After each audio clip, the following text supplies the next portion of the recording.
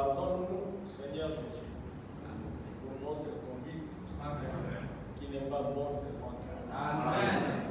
Nous ne pouvons pas prétendre ce soir que nous sommes des saints sans toi, Seigneur. Si on nous appelle saints, c'est par Jésus-Christ. Ton prophète nous a dit, que Pierre a dit, nous étions avec lui sur la sainte montagne. Il a dit, je ne crois pas que la montagne était sainte, mais je crois que le Dieu saint était sur la montagne. Et c'est ta présence qui a sanctifié la montagne. Envoie-nous ta présence ce soir, afin de nous sanctifier. Seigneur, nous confessons que nous t'aimons. C'est pour cela, Seigneur, nous avons donné notre vie à Jésus-Christ. Ce soir, nous venons encore te dire que tu prennes nos vies avec toi. Que toi-même tu nous conduises. Ce n'est pas facile de vivre sur la terre. Tu as vécu ici depuis les 30 ans, 33 ans. Tu connais les difficultés de ce monde. Et tu as dit, mon royaume n'est pas d'ici-bas. Parce que cela ne t'avait pas intéressé. Tout ce qui se passe sur la terre est mauvais. Le gouvernement est mauvais.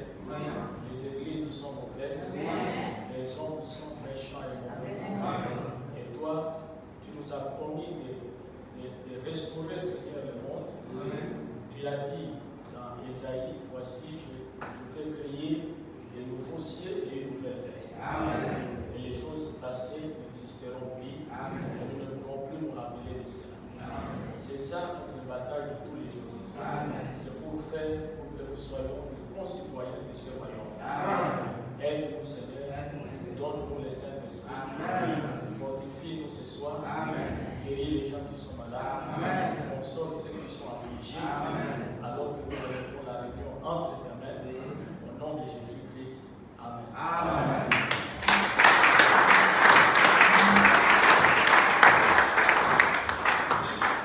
Exode chapitre 15, verset 26.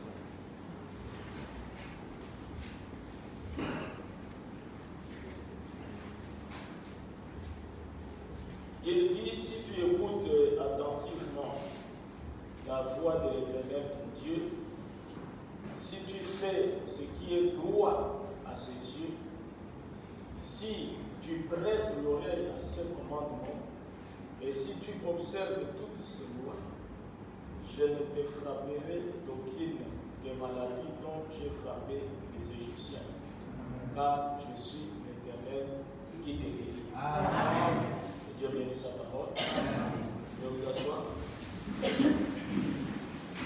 Dans les livres des Exodes, Exode chapitre 23, verset 20. Exode 23, verset 20. Voici, j'envoie un ange devant toi pour te protéger en chemin et pour te faire arriver au lieu que j'ai préparé. Tiens-toi sur tes gardes en sa présence et écoute sa voix. Ne lui résiste point, parce qu'il ne pardonnera pas vos péchés, car mon nom est banni. Mais si tu écoutes sa voix et si tu fais tout ce que je te dirai, je serai l'ennemi de tes ennemis et l'adversaire de tes adversaires. Mon ange marchera devant toi et te conduira chez les Amoréens, les Étiens, les Phérésiens, les Cananéens, les Éphiens et les Jébusiens. Et je les exterminerai. Tu ne te prosterneras point devant leurs dieux et tu ne les serviras point. Tu n'imiteras point ces peuples dans leur conduite, mais tu les détruiras et tu briseras leur statut. Amen. Nous parlons depuis dimanche sur mon ange marchant devant toi. Amen. Nous avons vu les dimanches que cet ange, pour la première fois qu'il est apparu physiquement, c'était dans le buisson Adam. Et il a appelé Moïse, il a commissionné Moïse. Et Moïse voulait savoir s'il part là-bas et tout, les enfants d'Israël ne le croiront pas. Parce que le peuple est difficile à croire. Même nous, c'est la grâce de Dieu. Ce n'est pas facile de garder la foi, tout ça, pendant longtemps. Beaucoup de gens ont commencé ce message et ils l'ont abandonné. Il faut la grâce de Dieu. Parce que la chair que nous avons ne supporte pas la vérité. Parce que nous sommes nés dans l'iniquité, venus au monde en disant les mensonges. Et il faut que Dieu nous donne quelque chose, une puissance et tout, qui pourra résister et tout à la pression de la chair et aux choses de ce monde ici, pour que nous puissions arriver à obtenir le baptême du Saint-Esprit, la nouvelle naissance, sans laquelle personne ne pourra voir Dieu. Il faut la grâce de Dieu. Vous ne pouvez pas vous sauver par vous-même. Ce n'est pas possible. Même si vous faites de bonnes choses, nous sommes mauvais devant Dieu, nous sommes méchants. Il n'y a pas quelqu'un qui est bon. C'est pour ça qu'il ne faut même pas critiquer ton frère. Parce que toi-même, tu n'es pas bon. Amen. Tout ce qu'on peut faire, c'est solliciter la grâce et la miséricorde de Dieu. Alors, Moïse a trouvé que c'était une grande responsabilité. Il voulait se rassurer que réellement Dieu l'a commissionné et que Dieu va accomplir ce qu'il lui a donné comme mission. Et Dieu a donné des signes à Moïse. Frère Madame a dit Jésus-Christ, il est le même hier, aujourd'hui et éternel. Selon Hébreux 13:8. Et j'aime l'écriture qui dit qu'Élie était un homme de la même nature que lui. Et cette écriture peut s'appliquer même pour Moïse. Moïse aussi était un homme de la même nature que nous. Frère Branham était un homme de la même nature que nous. N'est-ce pas? Ézéchiel aussi, Jérémie, Daniel, ce n'étaient pas des anges, c'était des êtres humains. Mais Dieu les a utilisés puissamment. Amen. C'est que le même Dieu là peut faire la même chose avec nous. Mais il faut que nous puissions être disposés à lui donner nos cœurs. Amen. Alors, nous avons vu que cet ange, c'était la colonne de feu. C'est Christ. C'est l'ange de l'Alliance. Et il était venu en réalité pour que lui-même délivre les enfants d'Israël. Ce n'était pas Moïse qui devrait le faire, mais c'est Dieu lui-même. Nous sommes d'accord? Mais Dieu a utilisé Moïse pour qu'il puisse accomplir cette mission-là. Et Frère Madame dit ici, dans le message, les dons et les appels sont sans répartis. Les dons et les appels sont sans répartis. Qu'il a prêché en mars 50, verset 28. Les passages des Écritures que nous avons lus se trouvent dans Exode chapitre 23, à partir du verset 20. Là où Dieu envoie son prophète Moïse. Voici, j'envoie un ange devant toi pour te protéger en chemin, pour te faire arriver au lieu que j'ai préparé. Cet ange, il vient pour nous protéger. Pour te protéger. Pour que tu arrives l'endroit où le Seigneur veut que tu sois. Parce que s'il n'y a pas de protection, le diable t'empêcherait d'arriver là-bas. C'est pour cela qu'il dit, j'envoie un ange pour te protéger en chemin et aussi pour te conduire, afin que tu arrives à ce lieu que j'ai préparé pour toi. Mais toi, tiens-toi, fais attention à cet ange. Amen. Car j'ai placé mon nom en lui. Le nom de l'Éternel était dans l'ange. Et nous avons vu démontrer quel était ce nom-là. Et nous avons vu que ce nom, c'était Jésus-Christ. Amen. Parce que Dieu s'appelle Jésus.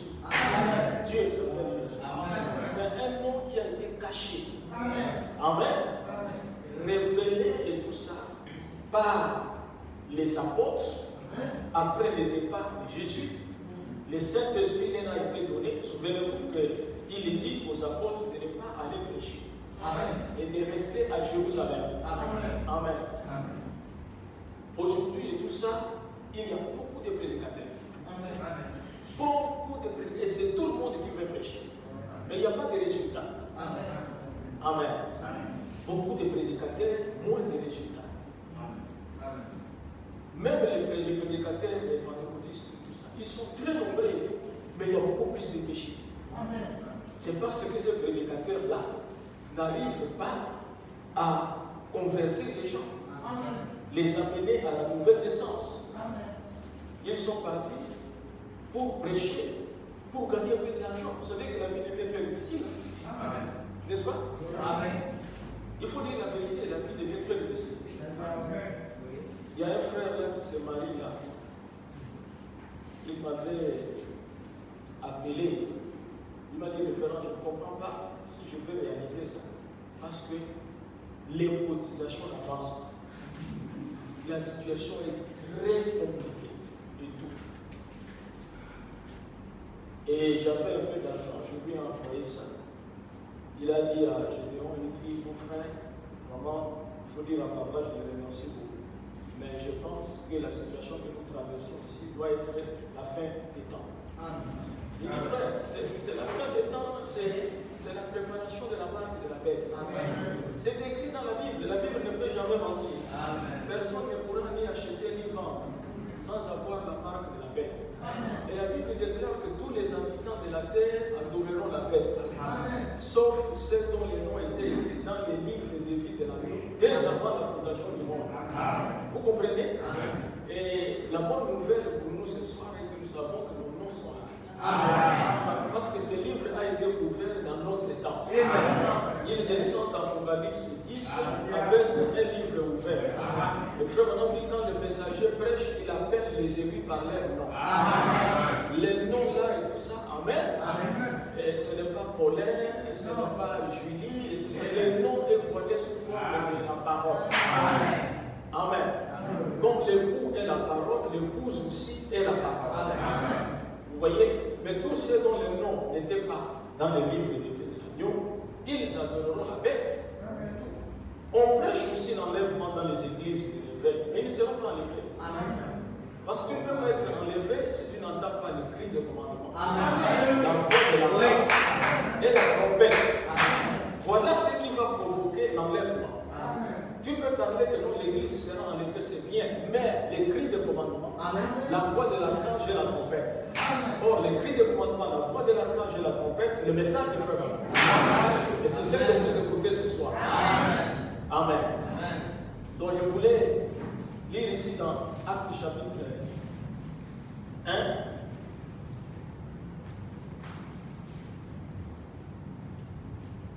Voici ce que le Seigneur dit.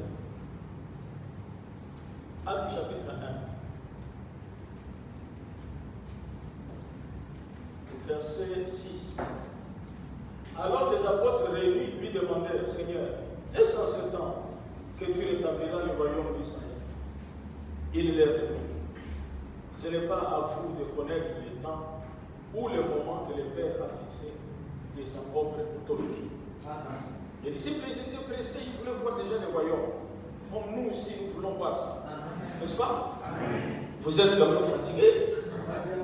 Et c'est bon ici, non? On est fatigué, il n'y a rien de bon. Il faut que le Seigneur vienne rapidement. Nous voulons ce royaume. Mais, il dit, il est répondu. Non. Mais vous recevrez une puissance. Le Saint-Esprit survenant sur vous. Et vous serez mes témoins à Jérusalem, dans toute la Judée, dans la Samarie et jusqu'aux extrémités de la terre. Vous serez mes témoins. Amen. C'est ce que je suis en train de faire ce soir. Après avoir dit cela, il fit élever pendant qu'il les regardait, et une nuée les déroba à leurs yeux. La Bible dit, et une nuée les déroba à leurs yeux. Amen. Et comme ils avaient les regards fixés vers le ciel, pendant qu'ils s'en allaient, voici deux hommes vêtus de blanc leur apparurent. Deux hommes vêtus de blanc leur apparurent et dit: Hommes galiléens, pourquoi vous arrêtez-vous à regarder au ciel? C'est Jésus qui a été enlevé au ciel du milieu de vous. Reviendra de la même manière que vous l'avez vu allant au ciel. Amen. Est-ce la vérité? Amen. De la même manière que vous l'avez vu allant au ciel. Amen. Comment est-il allé au ciel? C'était un homme et il était en train d'être enlevé. Et arrivé à un certain moment, il brillait là-dedans. Amen. Et l'Écriture déclare qu'il reviendra de la même manière. Amen. N'est-ce pas merveilleux? Amen. Mais quand vous prenez les Écritures, vous allez voir que quand il est parti et tout ça, il n'a pas été vu par tout Israël. Amen. C'est ça. Quand il est parti, il a été vu par le groupe des apôtres. Amen. Ceux qui avaient reçu son message. Amen. Amen. Amen. Le départ du Seigneur, c'était un mystère caché à toutes les églises. Amen. Révélé seulement à son petit groupe de disciples. Et l'ange dit ici et tout qu'il reviendra de la même manière. C'est-à-dire que quand il va revenir, il y aura une nuée. Parce que c'est la nuée qui l'a fait dérober. Et c'est la nuée qui doit les ramener.